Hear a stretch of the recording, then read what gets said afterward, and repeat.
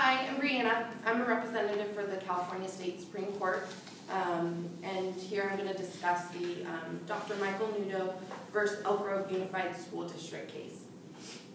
The purpose of the California Supreme Court is to maintain the best intentions and to protect the rights of all citizens of California and the United States. Now, this specific court case started in the early 2000s, and the proceedings lasted for a couple years. Our decision was to protect the rights of all citizens. Now, our decision was based on holding up the responsibility of upholding the rights of all citizens.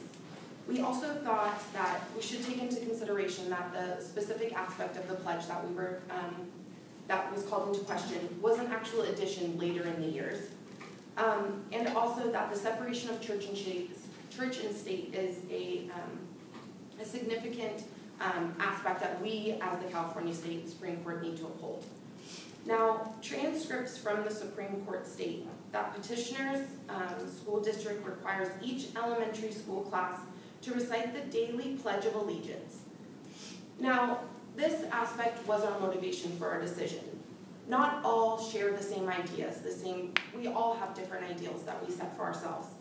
Now, our Constitution says that our First Amendment right is our freedom of speech. Now, that doesn't always mean that you have to speak. The silence is also incorporated into that. And it's each person's right to not say what they don't want to say. Now, on our next topic of the addition of this phrase, Independence Hall, which is an expert on the history of the Pledge of Allegiance, expresses that the addition was actually a collaboration of President Dwight D. Eisenhower and the Knights of Columbus. Now, the time period that this was added was during the Red Scare. Now, during that trying time in American history, it's important that we consider all phrases or aspects that are incorporated into our nation's identity be considered again later, because they can have effects and they can have impacts. Now, when we come to the separation of church and state, that is one of our major foundational ideals, is we want to make sure that government and religion stay separate. The New York Times quotes Nudo, Dr. Nudo, the plaintiff in this case, as he talks about his daughter going to school.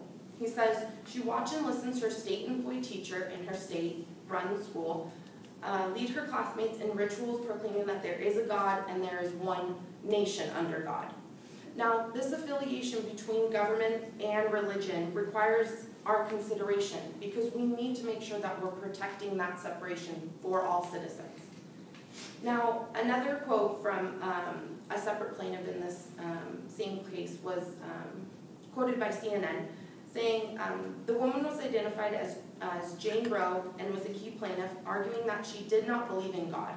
She claimed that her child's upbringing and that it was being indoctrinated with the belief that God exists is not a protection of her rights.